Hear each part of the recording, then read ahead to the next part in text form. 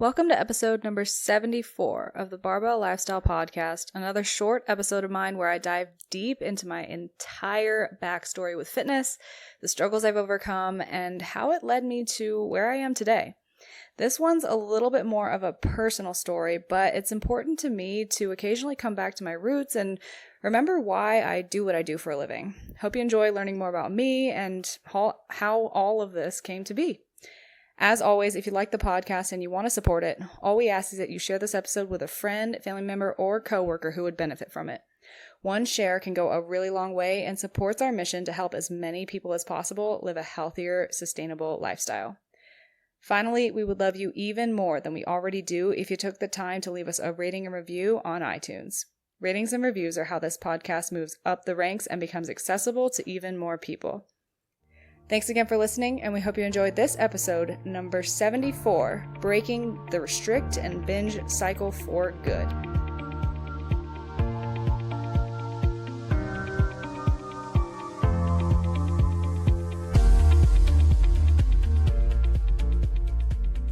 All right, so basically today I decided to take a little bit more of a personal route and talk about just how all this came to be in the first place and what got me into coaching, and not only telling my story on that side because that's of course interesting, but in my own personal fitness journey, what I struggled with and how I overcame all those things.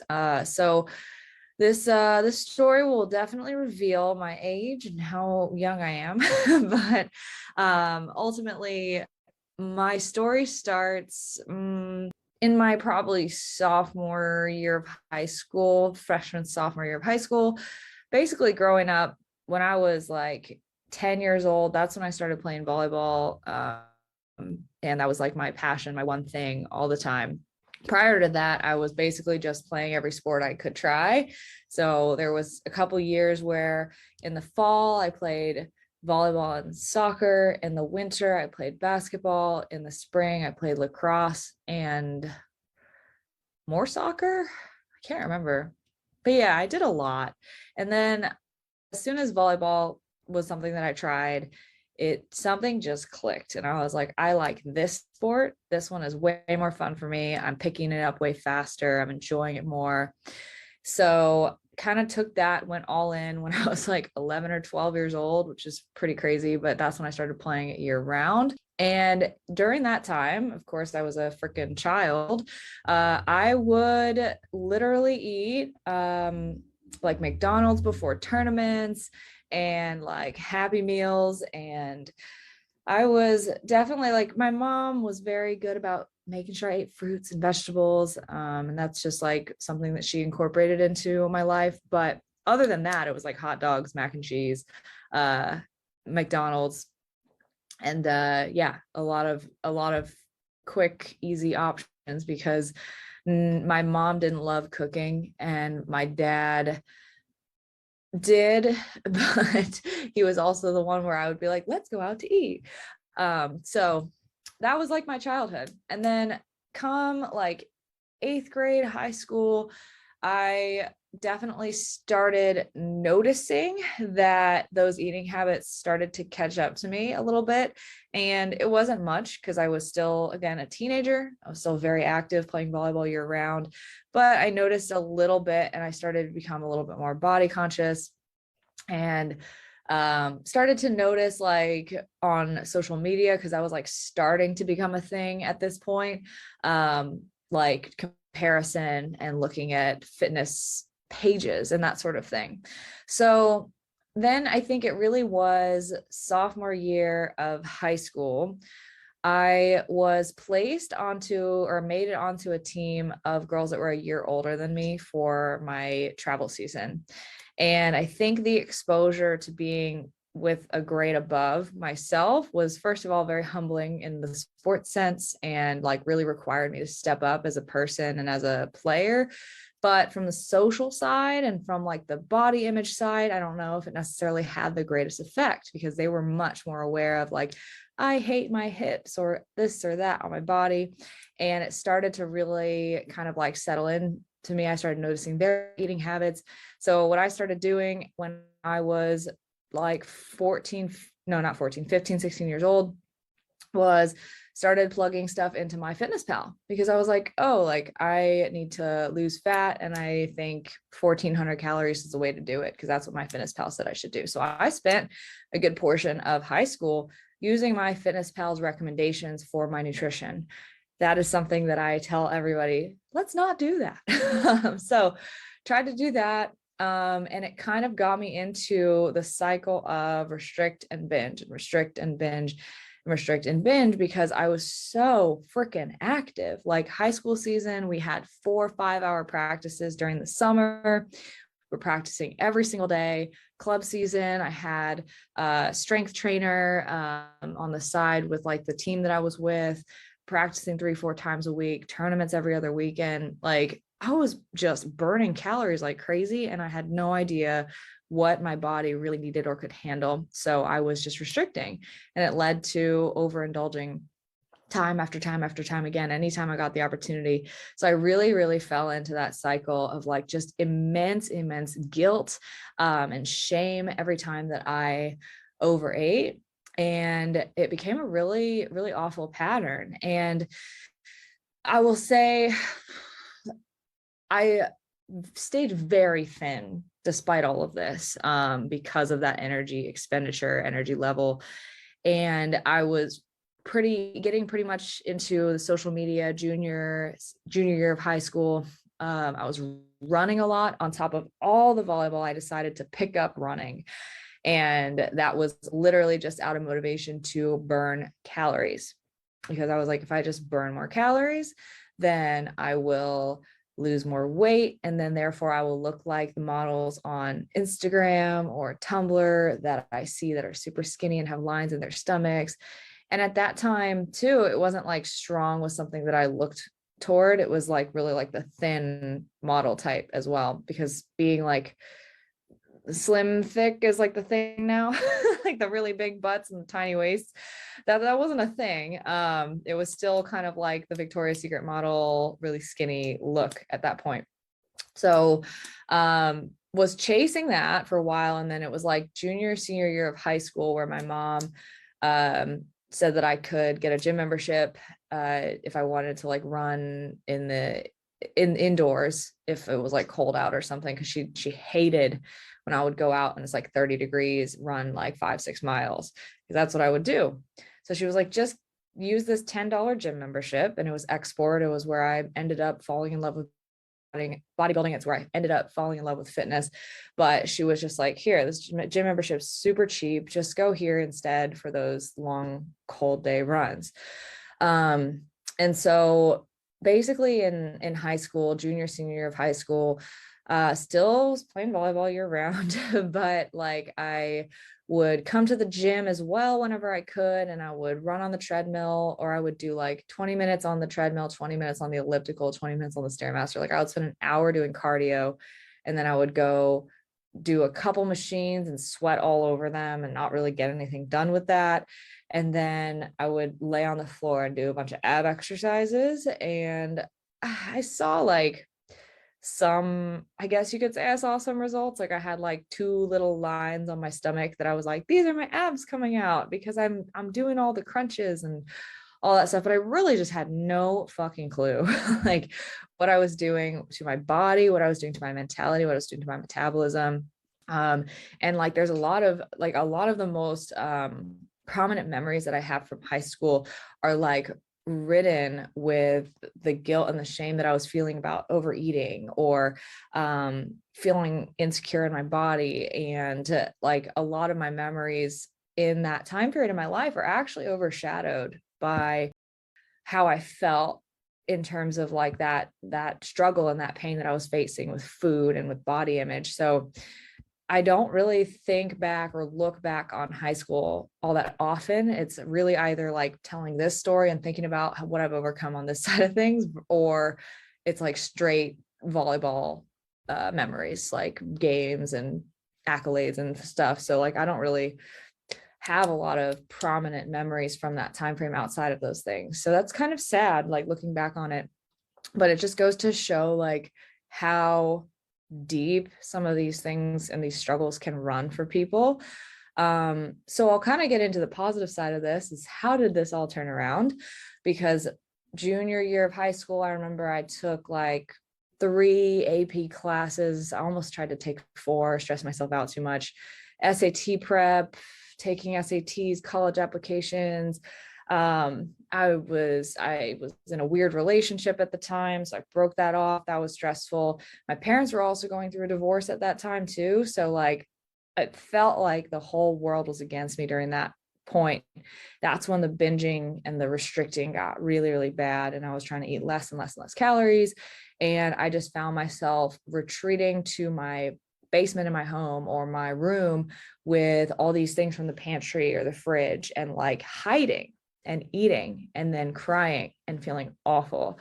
And that was like a regular thing. It was happening at least once a week, sometimes a little more. And I think if I had gone to a psychologist, I probably would have gotten a diagnosis for like binge eating disorder. But, and I think I knew that too, because I kept Googling it. I remember Googling it and being like, what's going on with me? Like, what's wrong with me? Why can't I stop this cycle?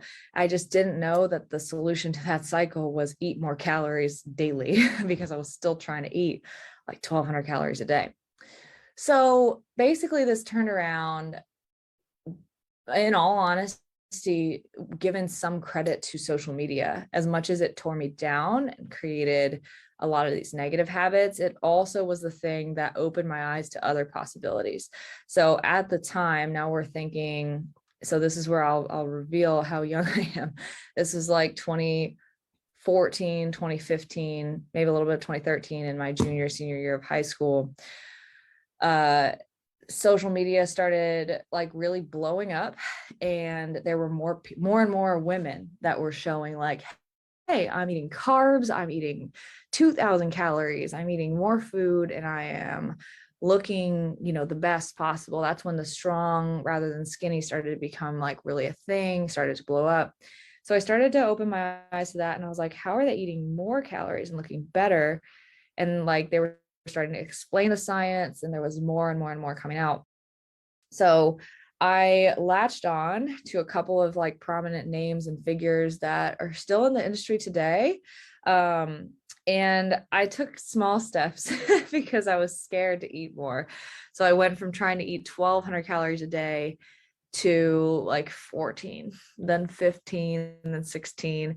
And I didn't really notice all that much because, again, my expenditure was through the roof. I was still playing sports like 3 hours a day. So like, what are you going to notice with that? You're still in a deficit, right? So, but it got a little bit better. It almost started to solve itself, but it was still an issue. And then I remember senior year high school season, that was an amazing season. And I started to let go of it let go of the restriction for the sake of performance. This year, I was the captain of the team for the second year in a row. We were breaking school records. We were headed to the state championships. And, at that point, I started to understand that calories mattered if I wanted to win. And I really wanted to win. I wanted to lead my team to victory. So, started to slightly let go of that. At the same time, senior year, I took the first semester a personal fitness class, which is essentially just weight room for sweaty football guys to get an excuse to not take an academic class. But I took it with a couple of friends of mine, and I was one of the only girls in the class. I started learning how to squat and to bench and to do accessory movements, understand lifting a little bit more. So I started taking what I learned there and seeing how it might help me in volleyball, or seeing what I could apply from that to the gym that I was a member at. I was still running a lot. I was still playing way too much volleyball. And then I was adding that on top of it and still only eating like 1,500 calories a day, but we were starting. And this is why I love coaching, because like I'm taking people who are going through similar things that I did, where it took me probably from like 2013 to like 2017 to figure out, and we're fixing it in like 6 months.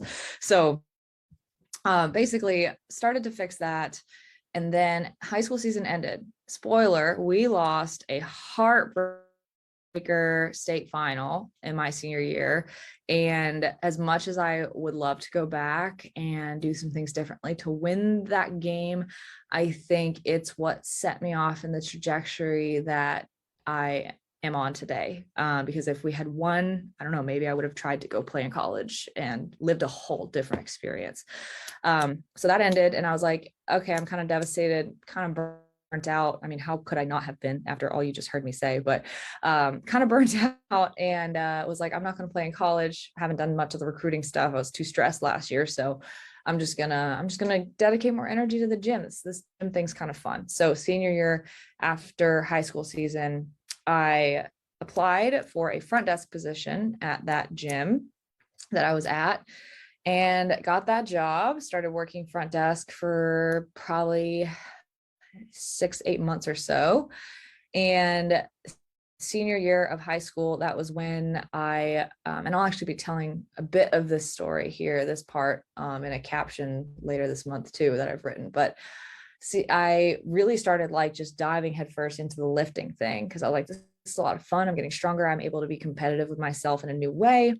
And I kind of just put volleyball on the back burner and finally started to scale back a little bit on running and put a little bit more emphasis on strength training. And this was also the time that I finally started eating more calories. And I recall it being like 1,700, 1,800 a day. Still not a lot, but we were getting there. And also ran my first ever truly structured program. At the time, bodybuilding.com gave away programs for free. Pretty sure you have to pay for it now. But I ran what's called Jim Stepani's 12 weeks to size because I was like, you know what? Screw the skinny thing. I want to get jacked. And I was this little stick thin. I'd have no idea what I weighed either. I never weighed myself, didn't have a scale, never really used the scale at the gym. I would guess I was like 115 pounds. I weigh 150 right now. So just for perspective's sake. But I was like, you know what? I want to get jacked. And so I picked up the men's program and I was like, there's no difference. Like I'll be fine. Right. And ran 12 weeks to size. And it was a very generally well put together strength training program, got me doing some low reps, some strength work, got me a lot stronger and saw some pretty decent results. Cause again, I was eating slightly more 1,700, 1,800 calories and basically saw what I didn't know at the time was body recomposition and newbie gains, like the brand new muscles that you've never had before. At that time that I was doing that, I still have the notebook that has the 12 weeks to size program. What I would do is I would print out the program and then I would cut the day's workout out and I would tape it onto the notebook and then I would write everything that I did below. And I tried to track it like that. I still have it. It's pretty adorable. I tried to like write all my meals out on the other pages. Like I was trying to just be this like bodybuilder. I was so obsessed and immersed with this new world. As I was doing that program, I met who became my boyfriend at the time at that gym. He was 20 years old. I was 18. And I was like, ooh, he's an older guy. And he met him at the gym and like, blah, blah, blah. So I was in a relationship when I met this guy. The guy I was dating was a year older than me in college in Oklahoma. I dumped him over text. So not proud of that. But I did it because I knew that I was catching feelings and I would not be a cheater. So I dumped him over text. And to this day, I think that is one thing I live with regrets for is not handling that situation better. I obviously don't want to change the trajectory of my life. I don't regret how it all panned out, but yeah, I think I could have broken that to him a little bit better. So dumped him over text. And then started dating the guy that I met at the gym. And he was way into bodybuilding. So he really did open up that world for me, even though that relationship did not work out. And that's not where I am today. It opened up the doors to this whole new world for me. Just continued training and trying to start because being in a relationship, you go out to eat more, you get a little more flexible. I was finally starting to eat a good amount of calories And that's when I started seeing like actual results. And I was like, eating more works. And I started preaching that. And so this was 2015. So it was the year before I graduated high school, year before I started my business, year before I started bodybuilding, pretty much the year before everything catapulted. But because of that boy, I was actually signed on, registered, ready to go to the University of Texas at Austin my senior year. And that's where I wanted to go. The weather still appeals to me to this day. Texas is still a great viable option right now. But yeah, it was like, I just didn't want to be in Virginia. I didn't want to be cold. So I applied to like 3 schools in Florida, 4 schools in Texas. And at the time when I was applying to those schools in Texas, it was like to be closer to that boy in Oklahoma. But broke that relationship off. And then when I was about to be going across the country, when I was dating this new boy I was totally in love with, I was like, oh, I don't want to do that. So told my parents, hey, you want to save 50 grand a year? And they were like, yeah. I was like, great, I'm not going. So dropped that like the day before we had to like lock in the housing deposit. Like it was so, looking back, so impulsive. And so unlike, I guess, how I see myself, but also in line with how I see myself at the same time. So it's kind of funny, but stayed back for a boy. And as silly as that sounds, it set me on this trajectory. So I was like, well, I can't just be a piece of shit for the fall semester and not do anything. So I might as well work and make some more money. So how do I get a pay raise? I can go from front desk at this gym to a personal trainer. So I said, hey, can I, if I study for my CPT over the summer, can I start training clients here? And they were like, yeah, sure. Like you pretty much, like we watch you work out every day. You know what you're doing compared to other 18-year-olds. So sure. So I bought the textbook, started studying, procrastinated studying. 3 days before the test I had scheduled, holed myself up in the basement for 3 12-hour days and passed the test. Again, don't recommend that. I have not done that for any of my other certifications, but that's how I got my CPT. Started the next month in August after graduating high school and started training clients. I was very thankful that sales was not a part of that gym's culture for personal trainers. It was more like, kind of like what I do with you guys is like, I am like placing the clients from, okay, I'm taking you in, what are we doing, how's it going to go, okay, now I've got these coaches, right? And it's kind of the same system there where like people just basically put clients on my roster. So that was a relief because I don't know how long I would have lasted at that point in my life having to like physically recruit people. So started working with clients, to a lot of them to this day I still keep in touch with, which is really cool. And then I did that for about 6 months full time, made some money, moved out of my home over that summer as well when I started making an income, because I was like, I don't want to live with you, mom. Sorry, I love you, but we rub shoulders too much. So moved out with the boy. And that winter into 2016, I started seeing people doing this online coaching thing. And they were like in their pajamas and they were working from home and they were just emailing people and they were making their living. And I was like, wow, that's really cool. I'm selfish. I want to work from home. So I literally and I look back to this day, my intentions for starting this business are hilarious compared to what I do now and like what this has become, because I wanted to not talk to people face to face. I wanted to just email them. I wanted to just be at home all the time and not have any social interaction. I guess I still have that part, but it was mainly the intention of like, I don't like talking to people. It's draining. Like, it's just not my personality, because in-person training to me was like physically draining, of like being on my feet all day, giving energy to people like physically every day. And so I was like, the opposite of that, while still serving my passion, is online. I'll just email people. So when I started the business, March 8th, 2016 is the day I posted up a website that I had kind of jerry-rigged together myself and said, I am taking clients.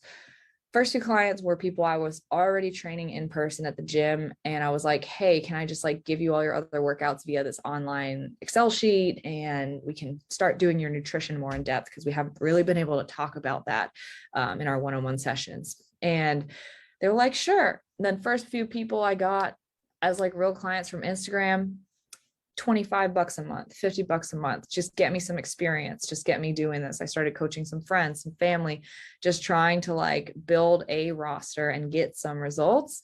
And it was truly like humble beginnings. But at that same time, in April actually of 2016, April of 2016, I also started really documenting my journey on Instagram.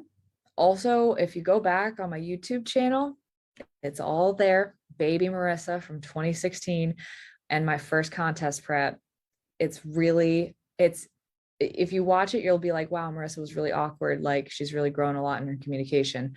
I mean that, but it's all there. I documented my whole first contest prep on YouTube, learned how to do that. And through YouTube and Instagram and posting like 50 times a day, grew a following from about 2,000 followers to about 10,000. And from that was able to gain like a reliable clientele. Then continued building and building. And this business became viable full-time, I would say 2018 for me. But again, it was just me this whole time. And we fast forward to 2021. The summer of 2021 was when I hired my first employee, who is an assistant, and she's awesome. She's still with us right now, and she takes care of so much stuff on the back end. And from the summer of 2021 to where we are today, we're now a team of 7, and I'm not doing quite as much, if any, one-on-one coaching, but I have an awesome team that's passionate and amazing. And that's, I mean, in short, how we got here today. So, I mean, I wouldn't change anything. I think people often ask, like, what's something you regret?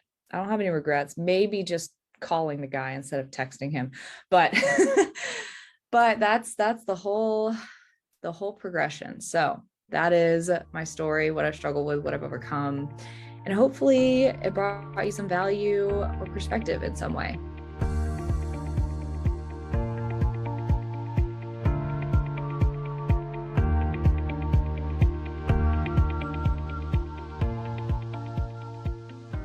Thank you so much for listening to the Barbell Lifestyle Podcast, and we hope you enjoyed this episode and learned something from it.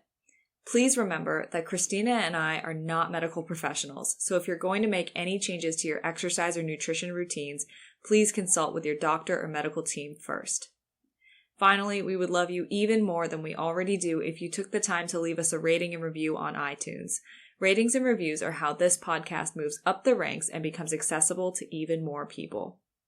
Thanks again for listening, and we'll see you next Tuesday here at the Barbell Lifestyle Podcast.